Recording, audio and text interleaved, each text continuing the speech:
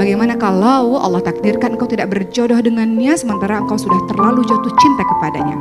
Apa yang harus engkau lakukan, teman-teman yang dirahmati oleh Allah Subhanahu wa taala? Ketika engkau tahu dia bukan jodohku, maka mulai berpikir, sayangi diri sendiri bahwa ya dia bukan jodoh saya. Baiklah, inilah yang terbaik. Kata Allah Subhanahu wa taala, wa 'asa an takrahu syai'an wa huwa khairul lakum wa 'asa an tuhibbu syai'an wa huwa syarrul lakum. Wallahu ya'lamu wa antum la ta'lamun. Boleh jadi apa yang kita nggak suka. Kenapa ya Allah saya nggak berjodoh dengannya? Kata Allah, itulah yang terbaik untukmu.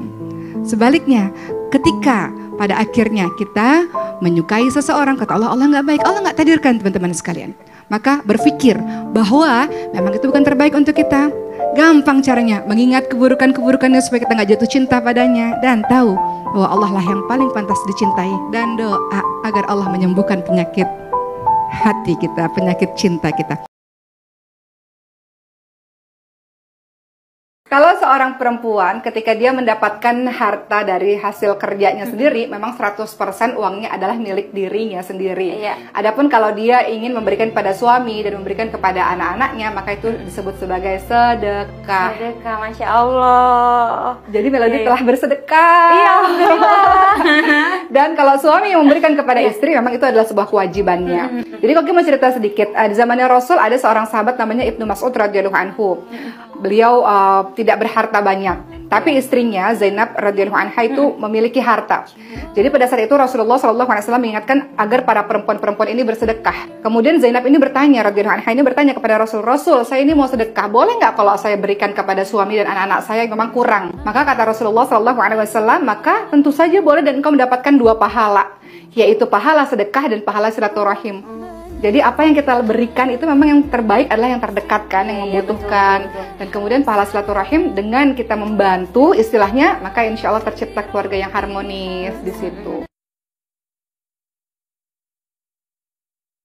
Apapun yang terjadi dalam kehidupan kita, percayalah bahwa kita hidup di dunia memang hanya tugasnya menjalankan skenario Allah dengan sebaik-baiknya.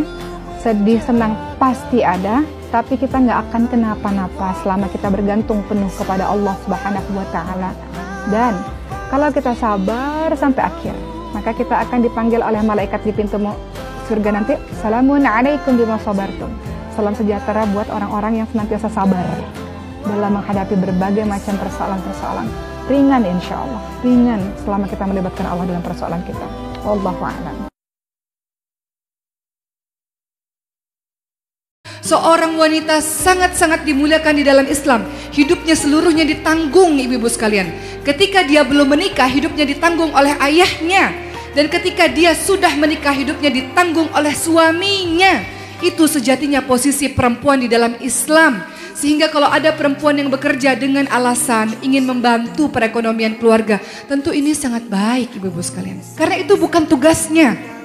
Namun dia berkorban untuk orang-orang yang dia cintai dengan cara dia bekerja. Maka pertanyaannya, siapa sesungguhnya pemberi nafkah? Ayah dan suami. Perempuan tidak diciptakan dari tulang punggung. Dia bukan tulang punggung keluarga.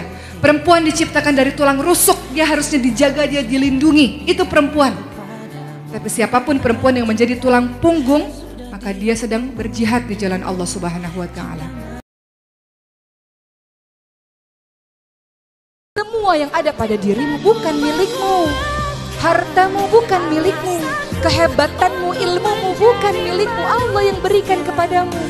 Kesehatanmu bukan milikmu. Allah yang berikan kepadamu. Sewaktu-waktu Allah bisa ambil mendadak begitu saja. Dan engkau harus siap. Inna lillahi wa inna ilaihi raji'un. Bahwa semuanya milikmu ya Allah. Engkau ambil sewaktu-waktu, kami siap ya Allah. Begitulah yang disebut sebagai orang-orang yang sabar. Makanya Rasulullah katakan, kalau engkau marah, ada beberapa yang harus engkau lakukan. Diam. Karena kalau kita lagi marah, kita bicara, jangan sampai lagi marah kita mengambil keputusan, nggak boleh.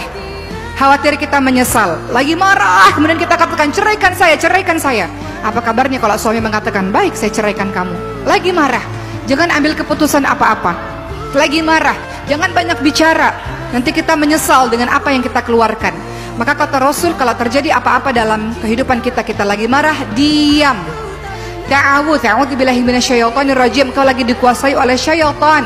Jadi banyak minta perlindungan kepada Allah, berwudu. Engkau dikuasai api nih, dari syaitan, terbuat dari api, berwudu, alirkan dengan air.